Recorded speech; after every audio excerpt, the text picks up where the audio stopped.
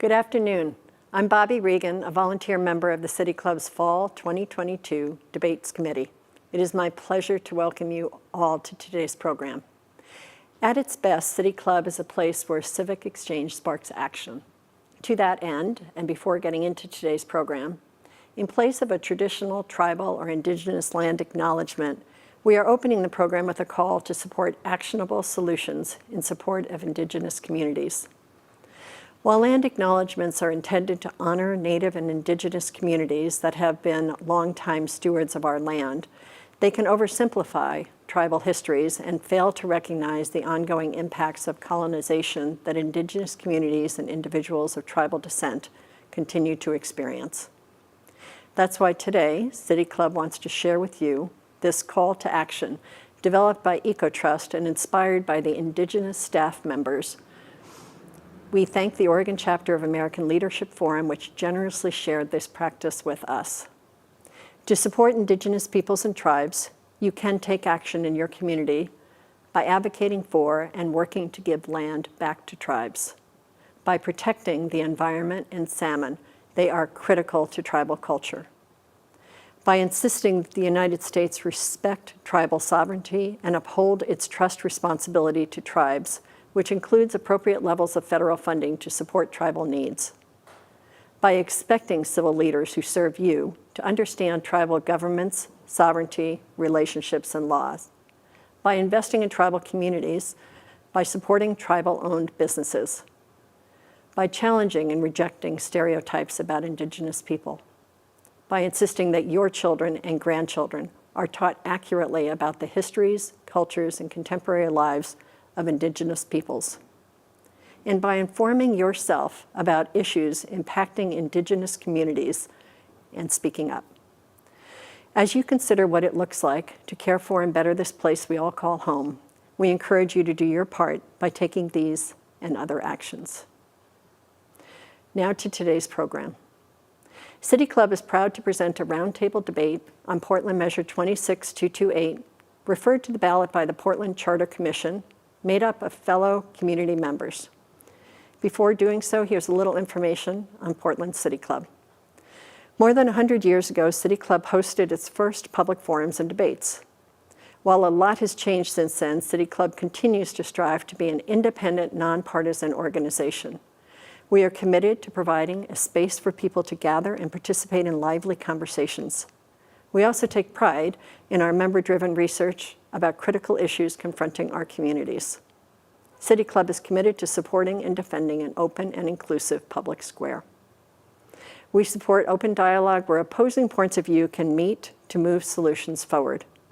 City Club generates research and adopts positions as an organization, but members always represent a range of views on any given subject, and we wouldn't have it any other way. If this is a mission that resonates with you, I invite you to join us as a member or donor today. Now through Monday, October 31st, begin or renew a City Club membership at a special rate of just $10 per month or $120 per year. Visit pdxcityclub.org to learn more.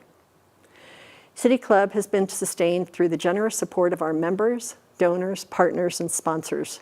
We are grateful for the collective support from all of our supporters, and we hope you'll join them. We thank our community partners on today's program, including series partners Chevron and The Standard, and supporting partners Samuels Yolen Cantor and Nancy Davis Consulting. Thanks also to our media partners X-Ray FM and Open Signal for making this program accessible on public radio and television. Finally, I want to express appreciation to the volunteer producers of today's debate, Leslie Johnson and Maya Harris. I also want to thank City Club's Communications Manager, Kayla Kennett, and the entire Fall 2022 Debates Committee for working so hard to make this event possible. It is now my pleasure to thank all participants of today's important debate and to welcome Rebecca Ellis, our moderator. Rebecca is a reporter and producer covering City Hall for Oregon Public Broadcasting. She reports on city politics, housing, homelessness, policing, transportation, and more for radio and web. Before OPB, Rebecca reported for the Miami Herald and NPR. She graduated from Brown University with a degree in urban studies in 2018. This is Rebecca's first appearance at a City Club debate. Rebecca, welcome. Thank you so much, Bobby. And a big welcome to all of you watching. We have a packed 75 minutes for you today. City Club is hosting a roundtable debate on Measure 26-28, which was referred to the November ballot by the Charter Commission. We have 4 speakers with us today. 2 of them will urge you to vote yes, and the other 2 want you to vote no. Today, the 2 sides will have equal opportunity to share their perspectives. As moderator, I have the final word on today's questions, but City Club has established the guidelines for the overall format. So let's introduce our speakers in alphabetical order. Sol Mora is the campaign manager of Portland United for Change, the coalition to pass Measure 26-28. She's also the civic engagement manager at the Coalition of Communities of Color. She was born in Tijuana, Mexico, and graduated from Portland State University with a bachelor's degree in women's studies. Sol has worked as a community organizer for several years with a focus on creating a more equitable government and democracy. She's previously worked on statewide ballot measures and community engagement efforts like the We Count Oregon 2020 census campaign. Vadim Mozyrsky was born in Kyiv, Ukraine. He received a Juris Doctorate degree from the University of Texas School of Law. Before his current work as an administrative law judge, he practiced litigation and mediation. Vadim is active in the Portland community, focusing on disability, immigrant, and public safety issues. He's served on numerous city commissions and committees, institutional advisory boards, and in community-based organizations. Vadim is a national union representative for AFL-CIO, IFPTE, and Judicial Council 1. He's a former co-chair of the Portland Charter Commission. Vadim is here to oppose Measure 26-28. Alisa Pyszka is the president of Bridge Economic Development, a woman-owned business enterprise consulting firm that works with cities, counties, and regional organizations to deliver economic development strategies and action plans. Alisa has over 20 years of experience in urban planning, real estate, and economic development. She's an adjunct professor at the College of Urban and Public Affairs at Portland State University. Alisa holds a bachelor's degree in history from Miami University at Oxford, Ohio, and graduate degree in urban planning from University of Kansas. Alisa is also here to oppose Measure 26-28. Becca Uherbelau has more than 25 years of experience working in community and public service, grassroots advocacy, electoral politics, and policy development. She currently works for Multnomah County and has served as the community relations manager for Metro.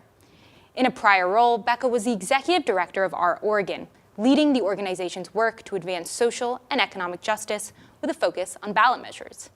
Becca is a member of the executive committee of the New Oregon Movement and also on the board of Ballot Initiative Strategy Center and Forward Together Action. Becca is a current charter commissioner, but today she's here in a personal capacity to support Measure 26-28. To all our speakers, welcome. Now, before we get started, I'd like to provide a brief explanation of Measure 26-28, which will appear on your November 2022 ballot. This measure was referred to Portland voters by the Charter Commission. If passed by voters in November, Measure 26-28 would result in the following changes to Portland's government and elections. A city administrator supervised by the mayor would manage daily operations, including hiring, firing, and supervising bureau directors. The city council would grow from 5 to 12 members, with 3 councilors elected to represent each of 4 geographic districts. The council would make laws, but no longer supervise bureaus. The mayor may introduce laws and vote to break ties. City elections would use a ranked choice voting process that allows voters to rank candidates in order of preference. Now, let's get to some ground rules. We're going to begin with opening statements, and each side will have 2 minutes. Next, we'll move to an open question and answer section to help our viewers better understand the Charter Commission's ballot measure and the arguments from each side. Speakers will have 90 seconds to respond to those questions. It's their choice how to divide that time between them. City Club has provided a timekeeper, and we ask that you each please observe the time limit to be respectful of each other's time. Finally, each side will have 2 minutes for closing statements. Also, keep in mind, I may jump in at any point to seek clarification or ask follow-up questions. All right, we're gonna get to opening statements. The order was determined by a coin flip just before we got underway. We're gonna go in the same order for closing statements, and for questions, we're gonna be alternating who goes first. So we're gonna get started with opening statements. Each side will have 2 minutes. I believe yes side, you are up first. Hello, everyone. I want to start off by talking about the robust community engagement process that shaped Measure 26228. The City of Portland partnered with over 20 community-based organizations to hear from Portlanders at large, as well as from Portlanders that typically have not had a seat at City Hall. Measure 26228 was shaped by the people and for the people using their community input. Measure 26228 will increase the efficiency of city services through the professional management of a city administrator. This will also allow City Council to focus on our current issues and the big problems within the city. Measure 26228 will also increase geographic representation for all Portlanders across the city and better capture the local range of perspectives within each of those districts through multiple council members. Lastly, Measure 26228 is about increasing representation for all Portlanders. From women to people of color to renters, we will have a more inclusive democracy where everyone truly has a seat at the table. Measure 26228 is supported by a broad and diverse coalition of over 50 community-based organizations, from labor unions like the Portland Association of Teachers to AFSCME Local 189, which represents Portland City employees, to SEIU Local 49, which represents healthcare workers and janitors. We also have support from civic groups like the NAACP, the League of Women Voters, Basic Rights Oregon, ACLU of Oregon, and lastly, we also have support from many direct service providers like the Oregon Food Bank and Central City Concern. All of these organizations are united behind this measure because we understand that we cannot delay change any longer, and this is a solution to a better Portland. No side, your opening statement. Well, thank you everybody for watching online. It's very much appreciated you're giving your time to this very important vote. I served on the Charter Commission and was the first co-chair, and I think we agree on many of the aspects of the current proposal, including a city manager. We heard from a lot of people that they wanted to have a city manager rather than elected officials in charge of bureaus. We agree with district voting, and we even agree with ranked choice voting of the kind that's used in other cities like New York City, and that should be on the ballot for people to decide. The main difference that we have here is this very unique form of single transferable vote and multi-member districts that is something that is not used anywhere in the United States. And so I will just quote the Oregonian endorsement that said, vote no on this. The proposal introduces deeply flawed provisions that threaten to make city government even more dysfunctional and less accountable. The model is built on highly optimistic assumptions that don't match reality. And parts of the proposal itself are so confusing that supporters themselves have repeatedly misstated what is required. And so we're moving from a form of government that no one is using, a commission form of government, to one that, again, no one is using in the United States as multi-member districts with single transferable vote. It does not provide accountability because people will elect 3 people from each district, so you won't know who's in charge of what. You won't know whom to keep in office, whom to vote out. Very much similar problems that we have right now where you're electing 4 people from Portland at large. It'll be dysfunctional because 25% plus 1 vote will actually get people into office. And we'll see in other areas that it has created fringe candidates being elected into office, as well as in Malta, a constitutional crisis in 1981. And so I think instead, let's vote on something that we know works. Mingus Maps has proposed a plan that's based on what's working in San Francisco, in Seattle, and other places around the country, rather than this experiment. All right, thank you both. We're gonna get into a lot of what you guys touched on in the questions about the measure itself. Some of these questions are going to be coming from me, and some questions have been submitted by the viewers. You'll have either 60 seconds to respond to audience questions, 90 seconds to respond to questions I've asked. Okay, so we're going to start with the no side, since the yes side opened up. Clearly, there's consensus, and this you'll have 90 seconds. Clearly, there's consensus that Portland's form of government needs to change. What do you envision as Portland's ideal form of government? Why is this the right structure for the city? Well, I think it's what Vadim opened up. We agree with many of the aspects of the current proposal, right? Removing the commission form, bringing in a city manager. What we're really concerned about is the fundamental issue of the districts, right? And we agree also with having geographic districts, improving representation of East Portland. That's really critical. But the fundamental core issue that we believe is so important is having a single member district so that we can hold people accountable versus the multi-member.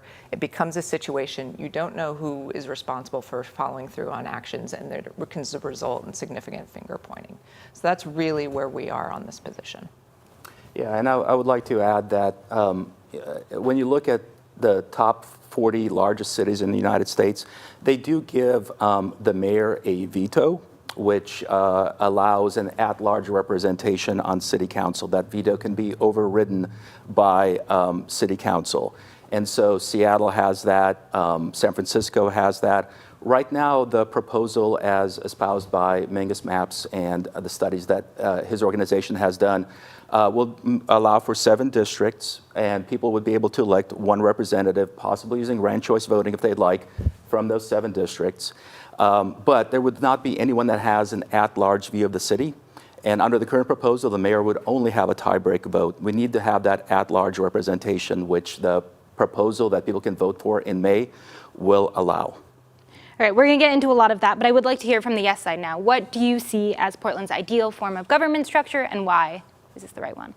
I think this is Portland's ideal structure because the Charter Commission, when they designed this proposal, they studied Portland's electorate and Portland's geography specifically. I know that multi-member districts is what the opposition claims will not work for Portland, but when you look at Portland's geography, because renters, because people of color, because working class people are so spread out across the city, if you draw a district, those communities will always be underrepresented because they are not the majority population in those areas. What we also see happening with single member districts, which the Sightline Institute just found within their research, was that they become very hyper-localized and insular. So in order to keep that regional perspective and that citywide perspective of issues, that is what multi-member districts bring. They allow a multitude of perspectives to be captured within a district. And as a community member, you have different options for who you would like to be reaching out to city council.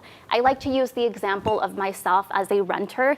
I would prefer to reach out to the city council member that is going to champion my issues and that I know genuinely does care about me being a renter and what that experience holds. So I would say that the Charter Commission looked at a wide range of different alternatives. You know, they looked at different options within the United States, across the world, and what they found was that this specific proposal with multi-member districts and a professional city administrator is what works. So I want to talk more about district representation now.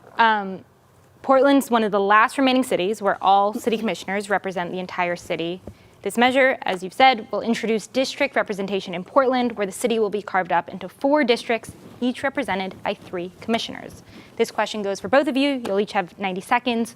Will this change make more Portlanders feel that their government works for them? And if so, how? Start with you guys now. Sure, I'll start off.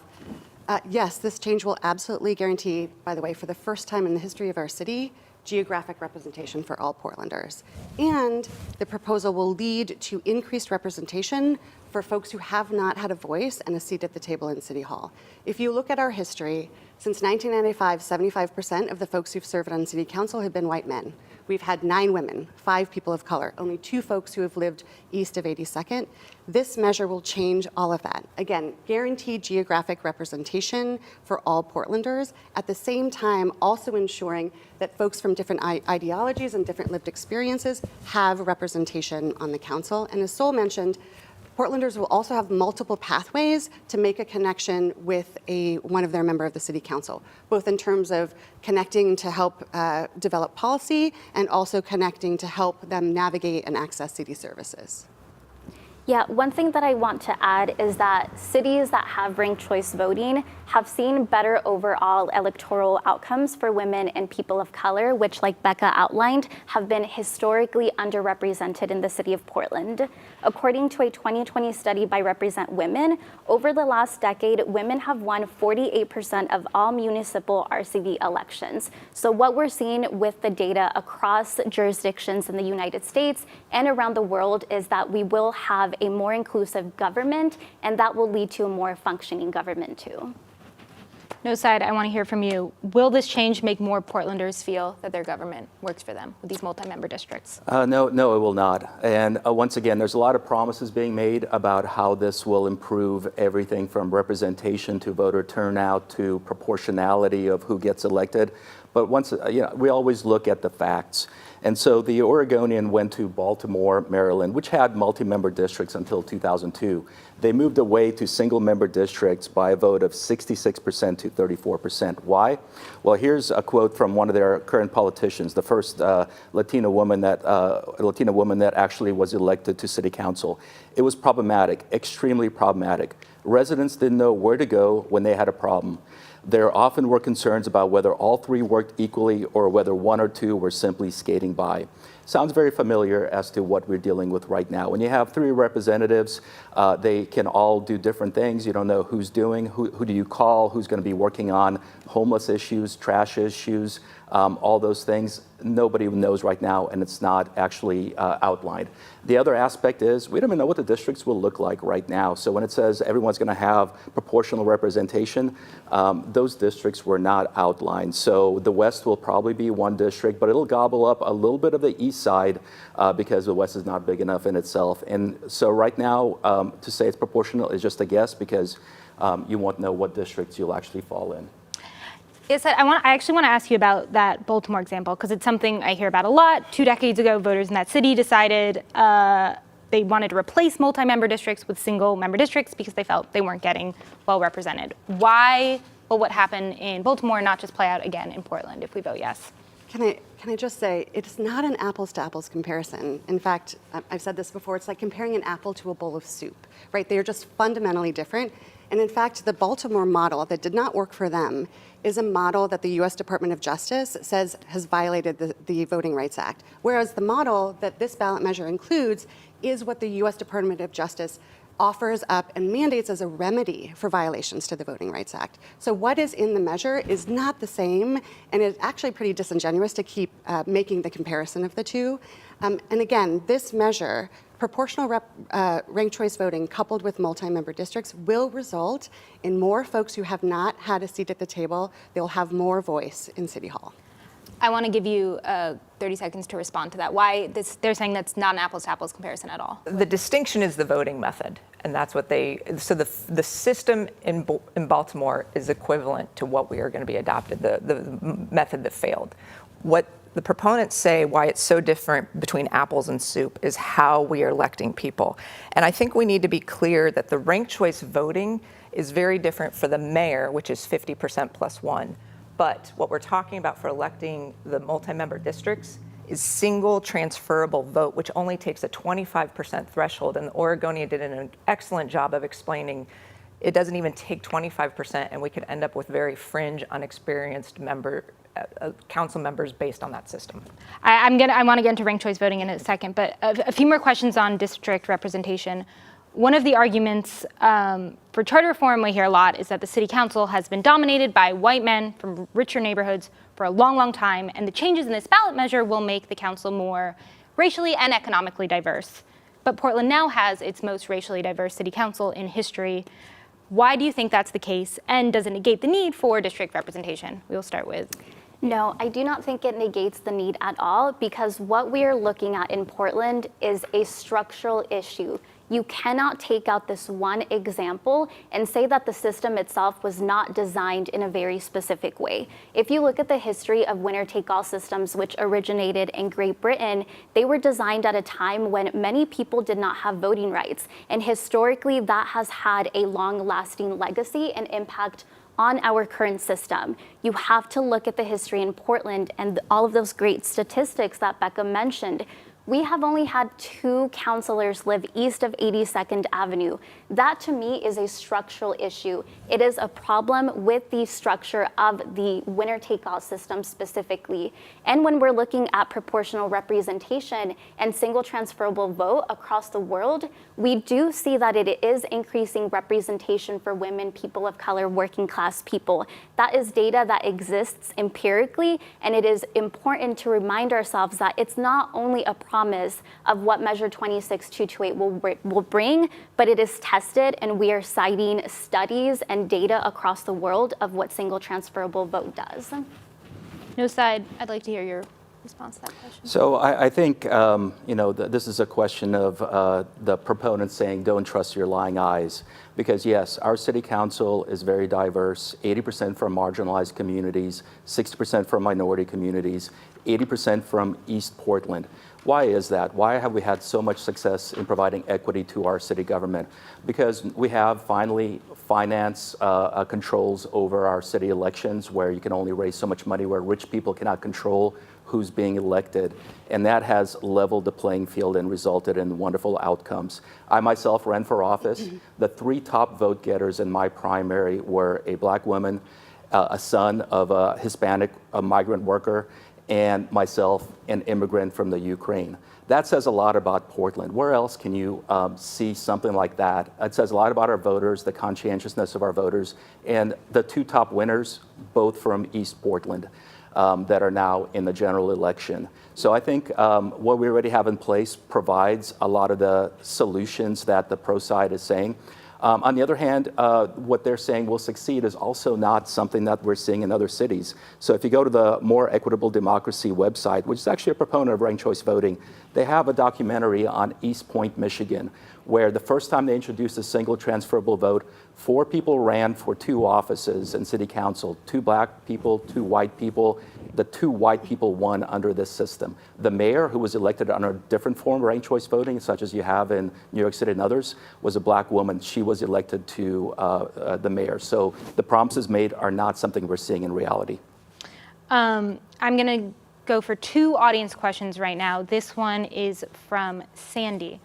Why so few districts? Should there be more? No side, you take the lead on this. I'll have to ask the yes, why so few districts, but we agree with the alternative proposal from Mingus Maps, which is 7 districts, right? And there's no disputing, we agree that we should have geographic representation and with districts. So yes, we think that's important. What we're disagreeing about is how our council representation will be served within those districts. And again, we see by having multiple members within those districts, it's as Vadim says, it's going to have a very similar process to what we have now. We have all of our council members elected at large across the city. We hear over and over, I don't get calls back, I don't get my problem solved, no one's held accountable. We're going to replicate that system now into 4 different districts. So that's where we see the real concerns. We have no problems with districts, and we agree with that. And I think the proposal is 7 districts, so more districts than the pro side is now asking. Right now, each district is the size of Salem or Eugene. The proposal from Mingus Maps, which will be on the ballot in May of 2023, is going to be 7 districts, more along the lines of school lines, districts that you already understand and probably already vote along with. Why so few districts? I want to start off by grounding us in one thing, which is that single-member districts in Portland will dilute the voting power of people of color, renters, and working-class people. In the other jurisdictions across the United States where you see single-member districts, they rely on populations being heavily segregated because you're able to draw a district in which they are the majority. That is not the reality in Portland because of gentrification and all of the different impacts where people of color and many of these communities have been pushed out of their historical neighborhoods. So if we want better representation and more choices and political power for all of those Portlanders that have not had a seat at the table, this is the proposal that will bring that. I also want to go back to the Sightline research that was recently published, which looks at the growth of affordable housing within single-member districts. What you find is that it stalls and drops off by 20% because those districts become insular. They become more focused on neighborhood issues and not that regional perspective. I guess I'd still, because we did have a few questions about that. For those people who are saying, well, 4 seems so small, why not 7, 8, 9, however many? What's your response to? I would just add there was months of conversation both among the Charter Commission and with hundreds of Portlanders to inform this decision. We looked at a variety of different scenarios. We spent a long time talking about single-member districts and came to the same conclusion that Sol just outlined. And the 4 districts with the 3 members was the best way to accomplish the 2 goals of guaranteed geographic neighborhood-based representation for the first time in our city and an increased opportunity for folks who have not had, small business owners, women, people of color, renters, to have an opportunity to get elected and or elect a candidate of their choice. So it was really both based on research and talking to other jurisdictions who have similar models, and also just based on feedback from Portlanders. Okay, 30 seconds. So like Becca, I was on the Charter Commission, and when we made this proposal, and the proposal for voting did not change from day 1 till the last day. The only thing that changed was the number of people, 12. But we had 30% more people oppose who came to our sessions and testified. 30% more opposed this recommendation. They wanted more districts. They wanted single member. They had a lot of qualms about the price. The Charter Commission did not change it at all. So to say that this was inclusive and included a lot of testimony goes against the facts of being in the Charter Commission and listening to those people wanting something different. That is a wholly inaccurate representation of the feedback that we received from Portlanders. I'm going to give you 30 more seconds, and then you'll respond, and then we're going to move on. Why are you saying that's inaccurate? Because it's just not true. If you look at the 18 months, the bodies of, we had 187 meetings, 187 presentation briefings, 87 meetings where we were deliberative and had public testimony. I'm not quite sure what he's referencing, but it is just fundamentally not true. And you can go to the Charter Commission's website and comb through all of the data that shows repeatedly that, sure, there are people who didn't support this proposal. That's absolutely true. Reasonable people can disagree.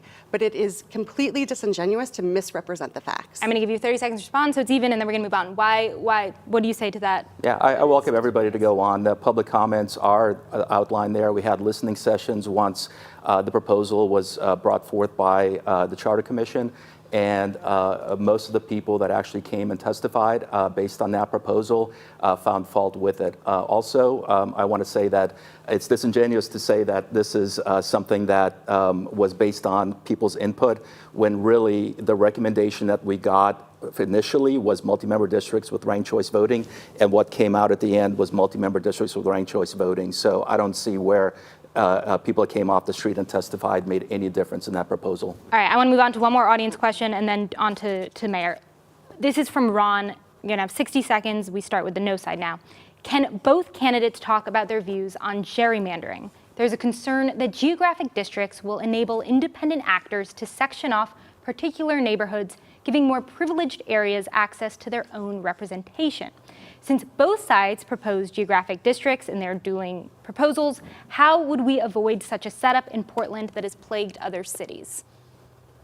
So I think one issue to think about, and the pro side has said in some situations, that the nice thing about the multi-member districts is it will neutralize NIMBYs, right? It'll neutralize their voice, which infers people who are against housing. It's a negative, it's a pejorative comment. And I think what's important is if you negate one voice, you're negating all.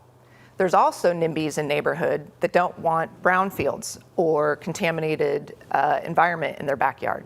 They're also advocating, no, not in my backyard, I don't want this. So I think it's disingenuous to say this will be a more regional focus and we're not going to listen to the neighbors anymore. They're advocating that the neighbors' voice are neutralized. And I think, yes, you're going to have issues. Yes, you will have more wealthy neighbors having a voice.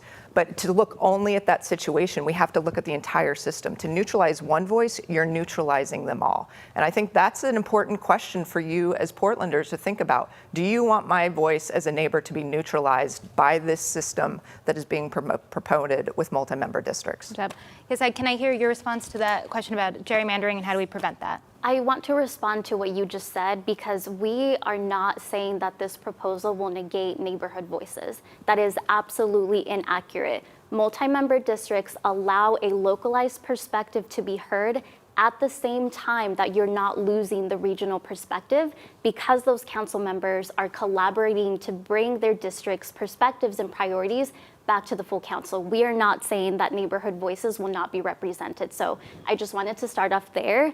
The second thing I will say is that because multi-member districts are larger, they allow gerrymandering to be less severe in those specific cases. Single-member districts are smaller, and so it is easier to separate communities of interest, and we see that happening across the United States. Multi-member districts, because of their nature, allow communities of interest to be better consolidated and stay together. And I also want to mention that the Charter Commission thought very diligently about what the process would look like to draw these district lines. That is why they chose a very community-centered process to be a part of that.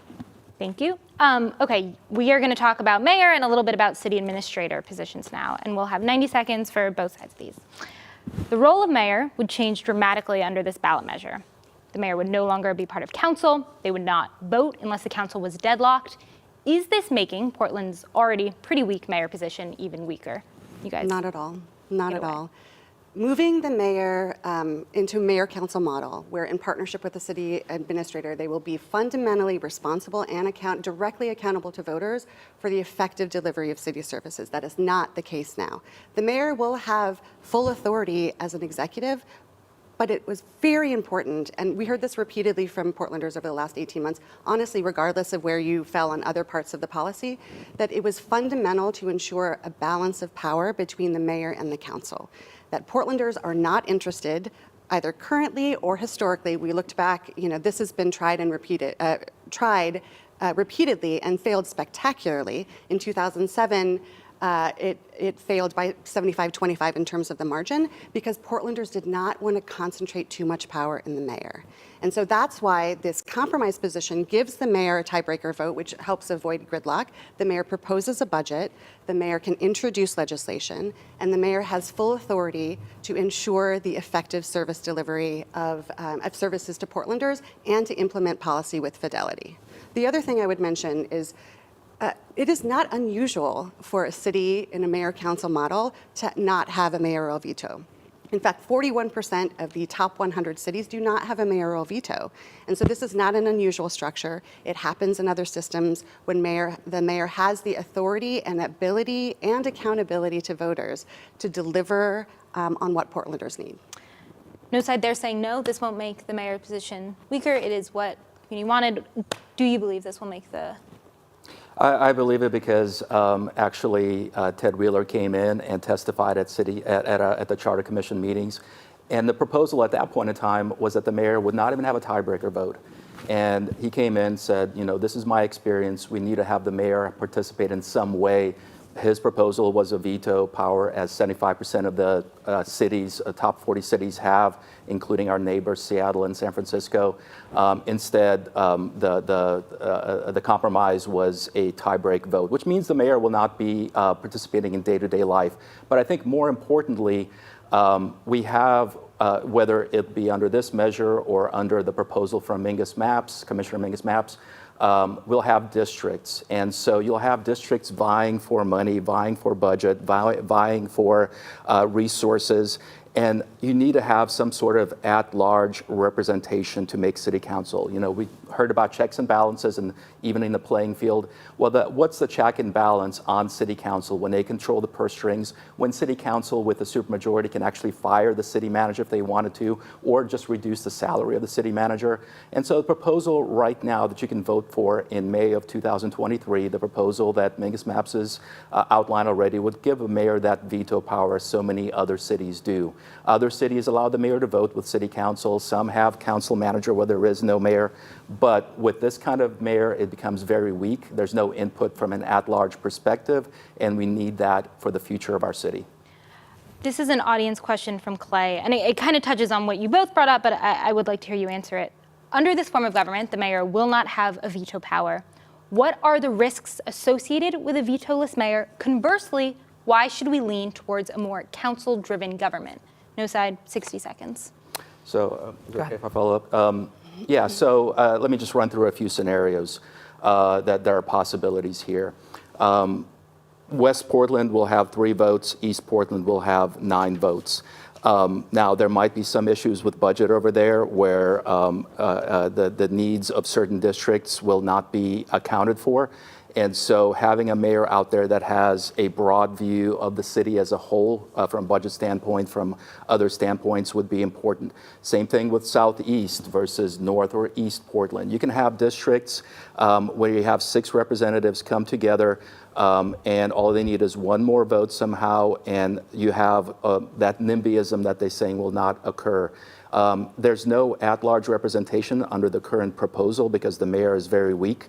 And so I think it's very important to have that. There's a lot of scenarios where for the long-term view of Portland, for the long-term needs, planning ahead, not just what's needed right now in certain areas, you need to have that at-large representation that veto provides it. I'd like to hear your response to that. Sure. Can I just say, what you're contemplating, Vadim, is essentially giving all the power to the mayor because of the at-large perspective. And first of all, with the larger geographic multi-member districts, there is both a neighborhood perspective and a regional perspective that folks are bringing to the table.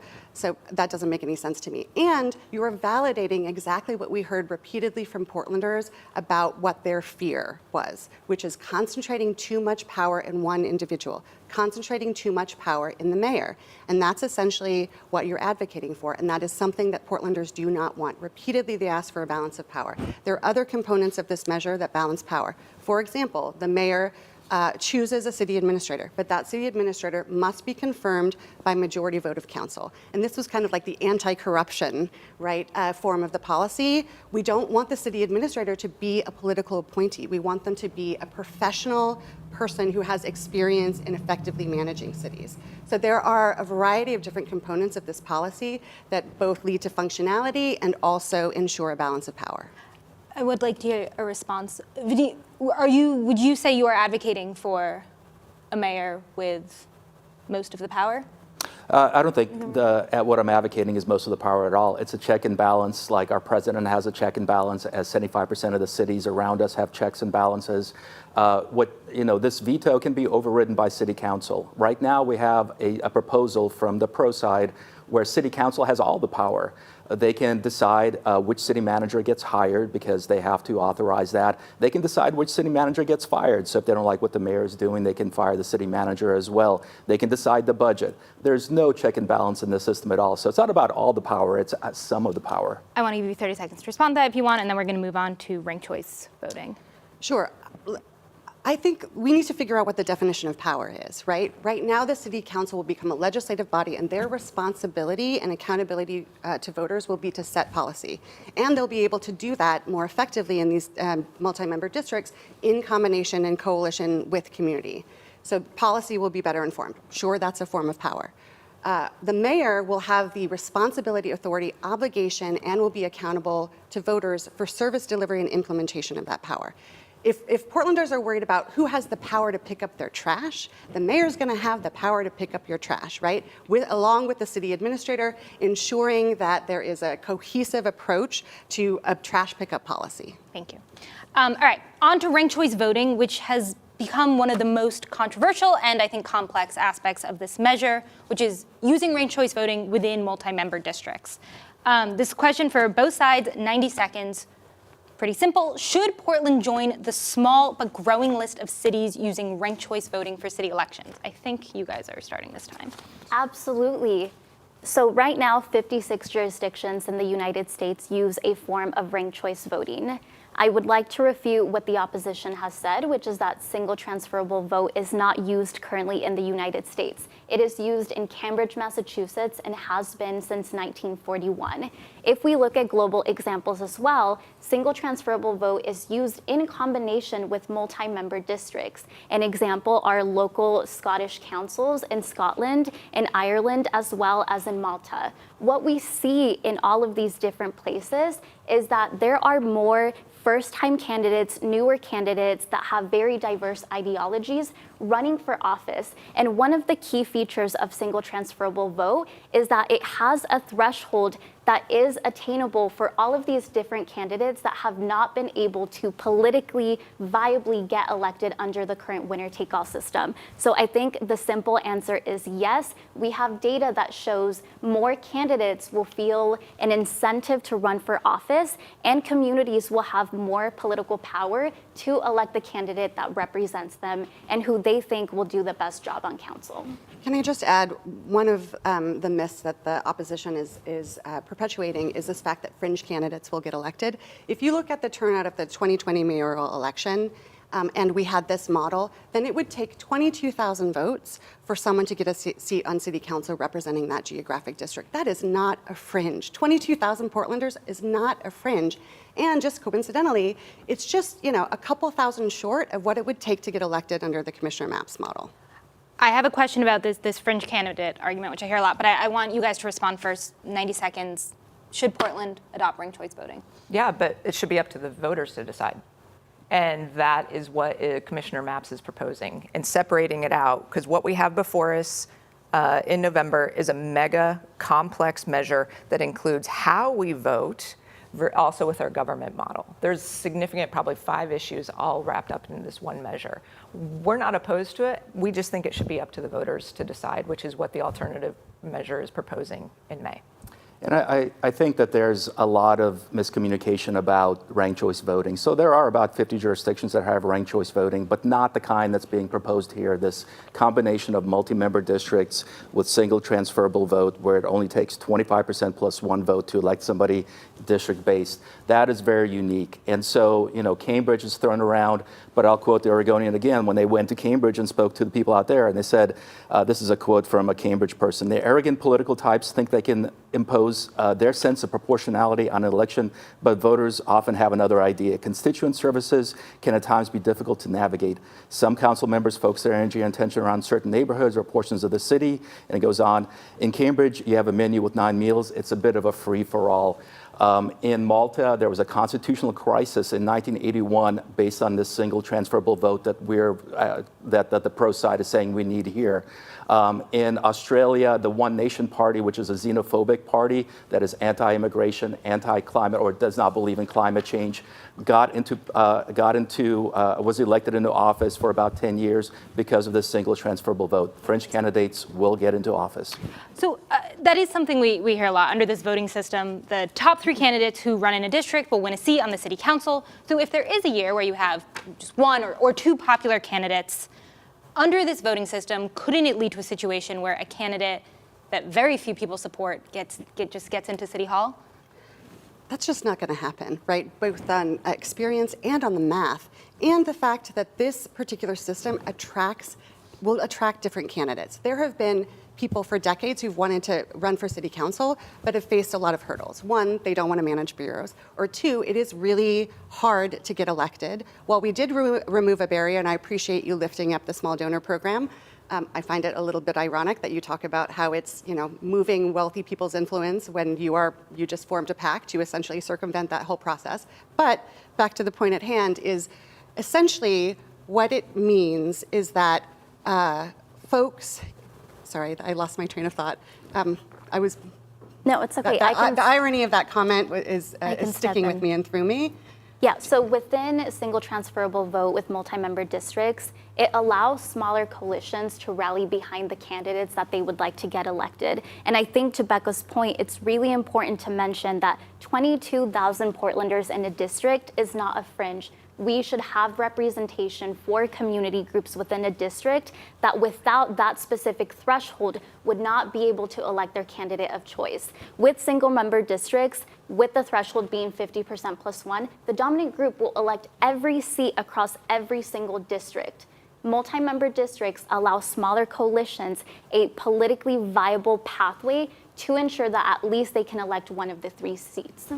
No, Said, I'm going to give you 30 seconds to respond if you have any on that. First, read the Oregonian endorsement. They mentioned in Dan Ryan's recent election, he got 55% of the vote. Next highest was about half that. Third was 1/7 that. And they talked about how some people are not qualified. It only takes $75 to run for office here. Under this system, all three of those candidates would have been elected into office. Yeah, I was going to echo the same thing. It's not just us saying this. The Oregonian has been researching this issue for months, done significant reporting, and the math does work out. You do not need 25%. And then there's another issue of ballot fatigue where people will just vote for one or two of the three that they're required to vote for, and you can end up with a fringe candidate. Can I respond to that? You can have 30 seconds.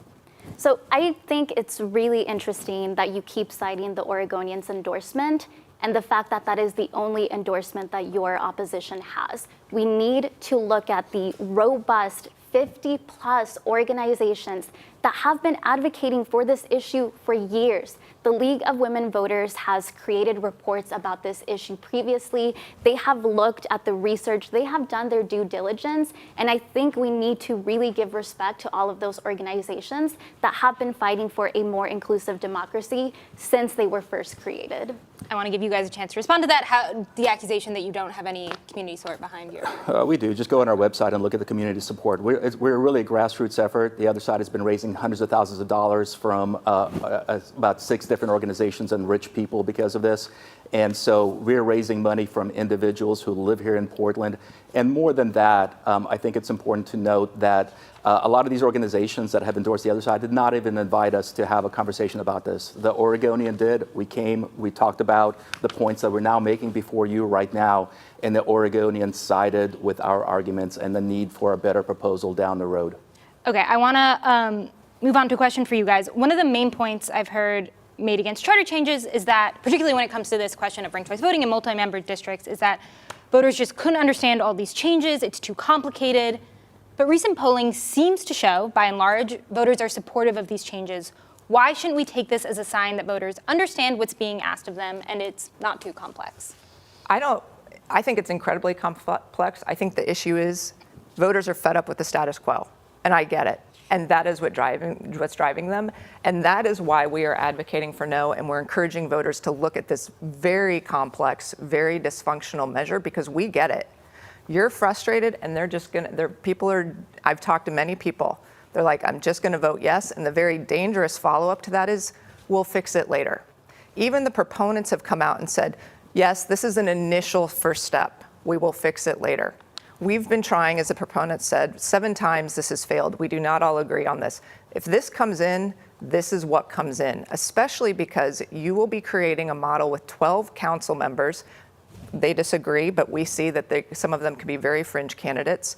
They're not going to let go of a system that just put them into power.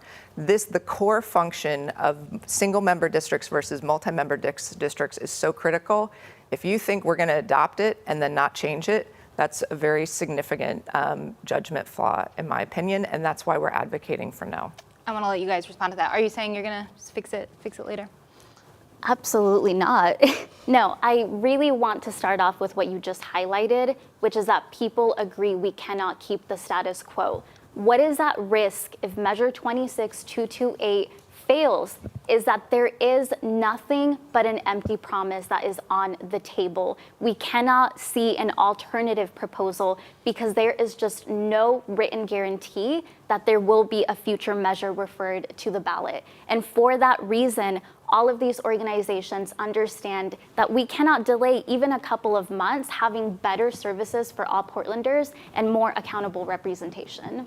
I would just emphasize, they keep saying, like, wait till May. There is not a measure on May's ballot. There is absolutely not a measure on Mayor's ballot, and voters are not going to say yes to something they just said no to. Right, we will get into the question of what happens if this fails. But I want to ask one more question on sort of ranked choice voting.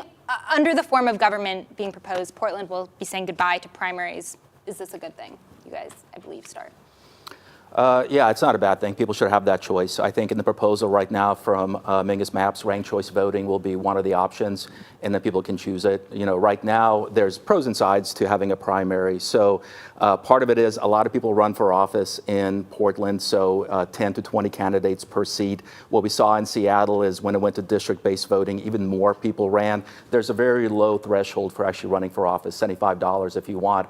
And so you'll have, you know, in districts for those 3 seats, probably 30 people running for office. And so then if there's no primary to winnow it down to having 2 candidates where you can examine what their stance is, examine their platforms, then all of a sudden you'll have to, on November, vote 1 to 30 and rank all these individuals and have to know all these individuals' platforms, which is very hard, which is what we talked about earlier, exhaustion of ballots where people don't rank more than 1, 2, or 3 candidates. And so like in Seattle, we saw 27.1% of their ballots being exhausted. That's 27.1% of ballots that didn't count because people didn't rank all the people that ran for office. So there's good things about a primary, but there's also good things about not having a primary. It could save money. It allows people to run throughout the whole election cycle and talk about their issues. I think we need to give people that choice. And right now you don't have a choice because you have to vote for everything or nothing. Under the proposal that is being espoused that you can vote for in May, and there are city council votes to make that happen right now, you'll have that choice as to whether you want ranked choice voting or not. You guys. If we want to have a more inclusive democracy, then we need to eliminate the May primary. What we see in Portland is that the electorate that turns out in the May primary tends to be higher income, tends to be wealthier, right? White, tends to be homeowners. And that's not to say that that part of the electorate doesn't deserve to have their voice represented, but they are the ones that are making a majority of the current elections decisions. And a huge part of our population and electorate is not getting to weigh in on that specific outcome. Moving to ranked choice voting allows the outcome to be provided in the general election. So we are going to see more people turning out in general and a more representative turnout too, where you have lower income people, renters, people of color, participating and actually getting to weigh in on who they believe should get elected and express that political power. Thank you. The other thing I would just weigh in on is Vadim talks about exhausted ballots. And an exhausted ballot is basically a ballot that doesn't help elect someone. So that means that more than 50% of Portlanders' ballots were exhausted in the last mayoral election because they did not help elect a mayor. Poll after poll shows Portlanders are furious about the direction the city is heading. And above all, they're worried about crime and they're worried about homelessness. Would voting yes on this ballot measure help solve these problems? If so, how and how soon? You guys start.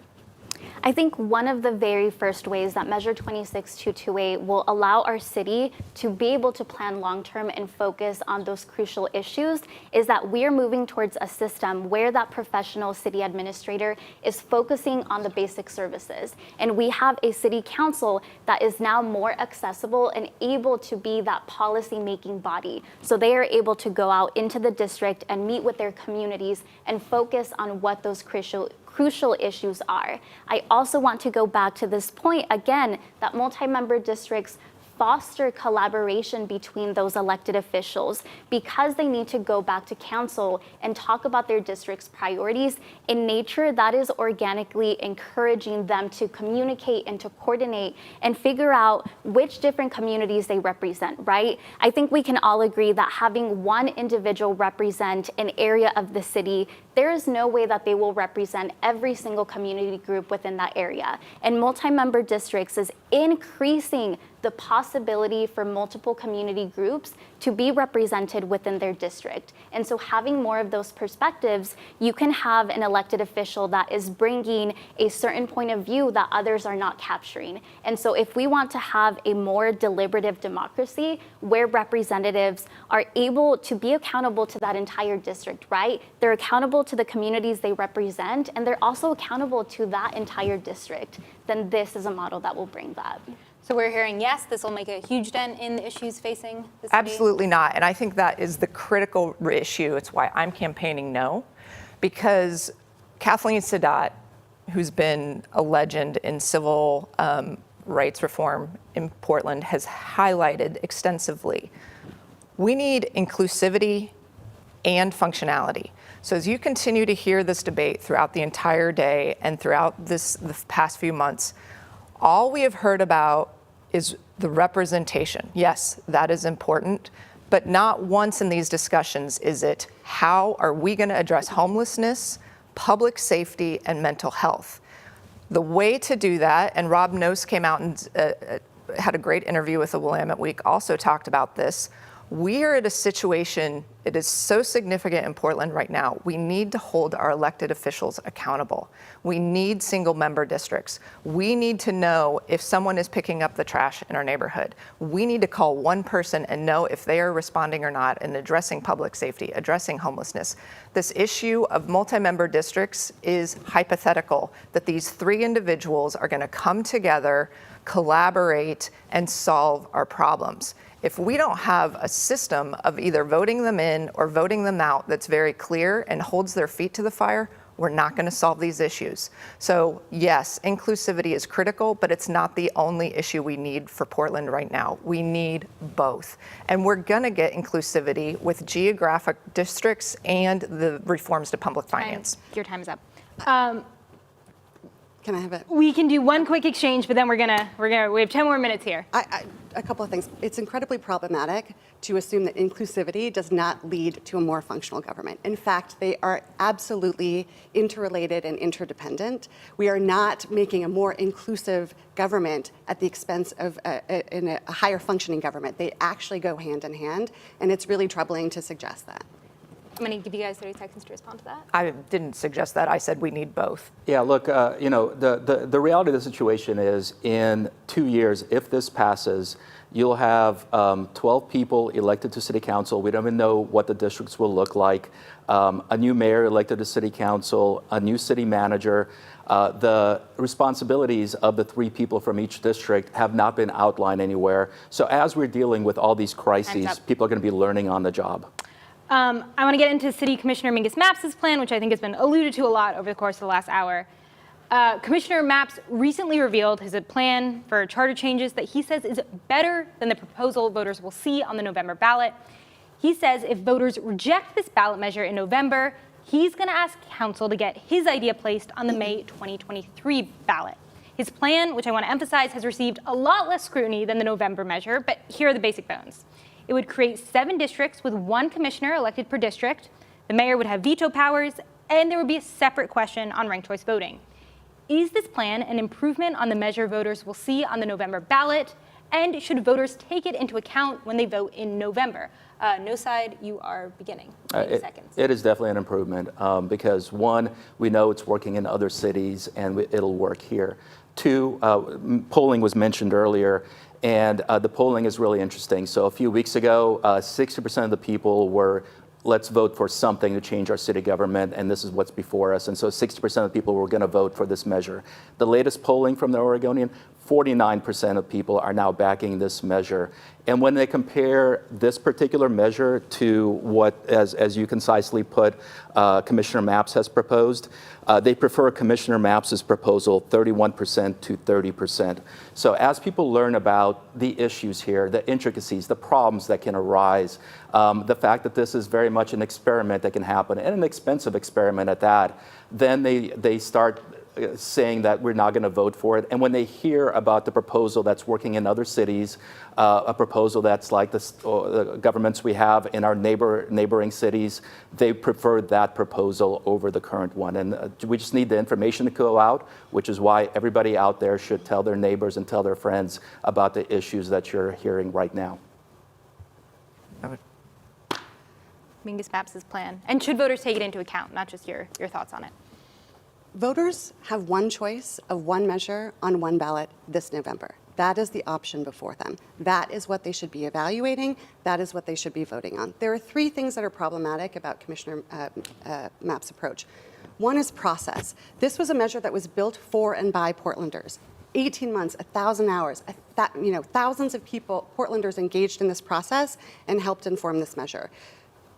this is like sending them a message that say your voice doesn't matter. The time that you spend away from your family, the time that you showed up time and time again doesn't matter. I'm going to replace your judgment with my own. So process, that's actually, and I'm worried about a chilling effect. Like who else is going to sign up either for a charter commission or to offer public testimony 3 or 4 times a month, which happened on the regular. So there's both the process piece, then there's the policy. As we've said repeatedly, single member districts are bad for Portland.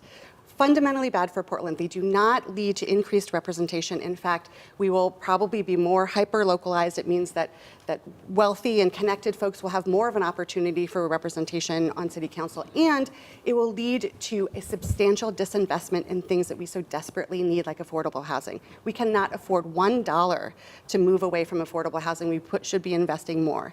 And the third thing I would offer is that, is it going to happen, right? I know folks have said that they may vote for something after November. That is uncertain, and voters cannot hitch their wagon to an uncertainty. And if it does go to the May ballot, voters are not going to say yes to something they just said no to. Read the Portland Your Tribune. time is up, but I do have an audience question that will sort of dive into what I think you're about to say, which is from Martin, and you're going to have 60 seconds.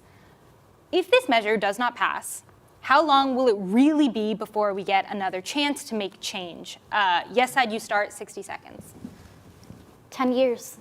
It will be until there is another charter commission that is able to make a recommendation to the city charter.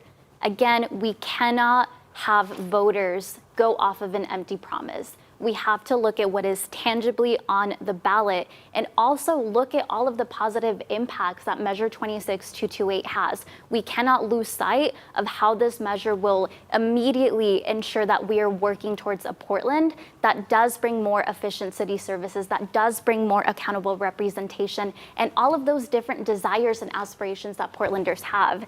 I think it's interesting to cite a poll, but one thing that the Yes campaign has been doing as well is door knocking. We have talked to over 1,300 Portlanders from all over the city, and what we're seeing when we're knocking on those doors is that 60% plus of Portlanders are a strong yes or a lean yes on this measure. They do want this measure, and so I think it's important to look at all of the different discussions that are happening and not just cite one poll. No team. How long will it really be before we get another chance for change if this is voted no? It's not 10 years, and I think that's very dangerous to be putting that fear factor out there. There are different mechanisms to bring this forward in terms of a proposed charter amendment. And as we've said, and Commissioner Mapps has come out, unveiled that proposal. Commissioner Ryan has said he's advocating for no and supports that as well. So what it takes is an additional vote, right? That is up to us. And this is the challenge to us as voters. Are we going to accept this concept that could be significantly, we believe is more significantly dysfunctional than the current status quo? Or are we going to demand a plan that we deserve for the city of Portland? We cannot be pressured into making these decisions. There is an alternative. If we want to engage and hold our elected officials accountable, we can make this change. Do not believe we only have 10 years. This is not the only way to make these changes for our city government. And we have had commitments. So Mayor Ted Wheeler has said that he's finds fault with this measure, and there's other things. And the candidate, Rene Gonzalez, said he'll vote for the alternative as well. So we have the votes. I actually want to ask the yes side something a little similar. Many of the people who are most familiar with the problems of Portland's government, that is the current city commissioners, haven't supported this plan. Commissioner Mingus Mapps has his own plan. Commissioner Dan Ryan said he'll vote no. Mayor Ted Wheeler has he's voiced concern. How do you explain the fact that those who know the inner workings of the government best aren't on board with the proposal? We're going to give you 1 minute. I would look at our list of endorsements, which includes AFSCME and SEIU, who represent city employees. And those are the folks who actually really understand the inner workings of the government. And those tens of thousands of Portlanders have endorsed the measure. I am less concerned about what the city council feels about the measure than I am about Portlanders who have historically and fundamentally not had a seat at the table. And when we're in those conversations, those are the folks who not only support the measure, but they and all Portlanders will benefit from its passage.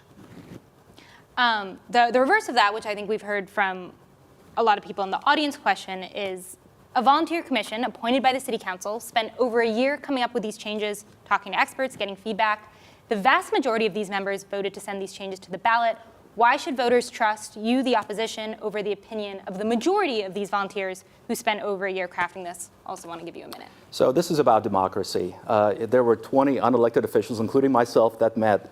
And I do want to say that I appreciate everything that City Club is doing, but the final proposal that came out was the exact same proposal that City Club had at the beginning as to what the vote should be. So democracy as to whether people that came to our commission meetings and spoke about it did not actually occur. And this is about giving people the choice. And so the Charter Commission bundled everything together and said, you have no choice. You must vote for this whole package or otherwise. We're giving people a choice. You can vote for smaller districts where you have that representative. You can vote for ranked choice voting as a separate choice and decide whether you want that or not.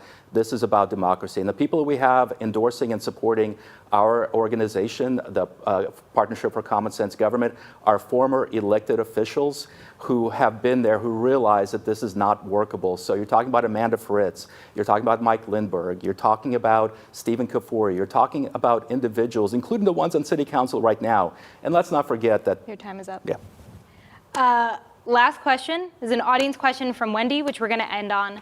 60 seconds for both sides. Say this measure passes. How will voters know if it's working? What would success look like? What would failure? I think the Charter Commission did an amazing job of outlining what the implementation process would look like and ensuring that the intent of this measure is upheld throughout that process. There will be an oversight committee that will be the body that is looking at that entire implementation process, analyzing it as it goes, and ensuring that it does match the intent of what the Charter Commission was able to design. So there are those processes in place where community will be able to provide input on how we are implementing those changes. And the City of Portland is already preparing for this measure to pass. They are already talking with the local counties. This is already in place for when the measure does pass. And they'll know it's successful when they feel better represented, when they feel like they have a voice and more choice on the ballot, when they feel like they can know who to call to get their trash picked up. There will be measurable ways in which Portlanders will see the success of this measure on the ground. Whose side? What does success look like? What does failure look like? Well, I think what you will see is more, as we've said, you'll see more representation, which is great, more inclusion, but you will not see functionality. You'll have to call 3 people to clean up your trash, right? And each of them can say, it's that person's problem, it's that person's problem, I'm not going to worry about it. So what you'll see is more representation, yes, which is very critical, but we're missing that functionality. Will the problems be solved of homelessness, public safety, and mental health? Those are the questions. My concern is we're going to see the result as this is designed, those won't be solved. So it will be perhaps more representative. Vadim has pointed out that's not always the case. Hypothetically, that's what we're going for. Will we actually see that? We will see. But what we're very concerned about is you won't get the functionality aspect because you'll have the multi-member districts, not the single-member districts with one person to call and hold accountable. Thank you guys both so much. We are done with the questions. We are going to go into closing statements.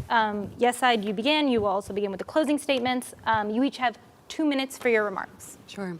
Well, thank you to the City Club for once again providing such an incredible opportunity for people to come together and listen and learn and really make an informed choice about what is going to move their city forward. And that's what this measure does. It moves Portland forward, away from a system of chaos and dysfunction to a system and a government that's more accountable, more responsive, more effective, efficient, and representative. And please don't just take our word for it. Please go visit portlandunitedforchange.com. You will see more than 50 trusted organizations, a long list of community leaders and small businesses. So ask the Oregon Food Bank why they're a yes. Ask the ACLU, ask the Portland Association of Teachers, ask the Urban League, ask the NAACP. And the last thing I would leave you with is honestly a personal reflection. It has been such an honor for me to have been able to be in deep and meaningful conversation with Portlanders the last 2 years, all of whom informed and built this measure. It helped me fall back in love with my city. Sorry. You know, it's been a really, really hard couple of years for all of us. And for many Portlanders, it's been generationally hard. And yet, folks still continue to show up and would share their challenges and would share what often showed up, honestly, as despair.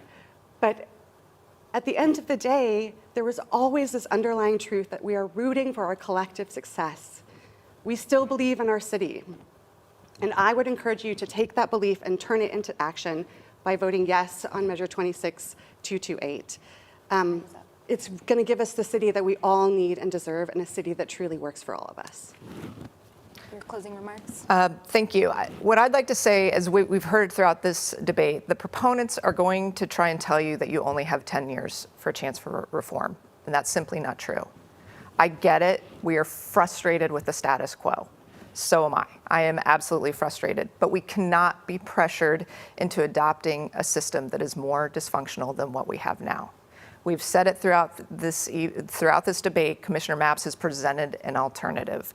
And I think it's important what we didn't stress on. Much of that alternative incorporates the proposed charter amendment. He is not coming up with a brand new element. There's core fundamental issues, probably 2 issues that are different. This is not a significant change. So the choice is up to you. This is what is up to you as a voter. If we're going to address our significant issues of homelessness, public safety, mental health issues, are we going to go with a system that's truly an academic experiment? It doesn't exist anywhere in the US as a way to solve those critical issues before us. Or are we going to go with a known model that has accountability and will hold our elected officials accountable to the issues that we are facing right now as the city of Portland? We encourage you to vote no on this. Back a different proposal, back the alternative proposal that Portland deserves. Demand a better plan. So vote no for this measure in November. Thank you. And that concludes our roundtable debate on Measure 26228. A big thanks to our speakers, Sol Mora, Vadim Mozyrsky, Alisa Pyszka, and Becca Uherbelau, for taking the time to answer questions and offer their perspectives. Thank you again to City Club sponsors, season sponsors, Chevron, The Standard, and for this program, Samuels and Nancy Davis Consulting. We hope you have enjoyed this program as much as we have. If you want to learn more about Measure 26228, the City of Portland has created a multilingual website with educational information about the ballot measure.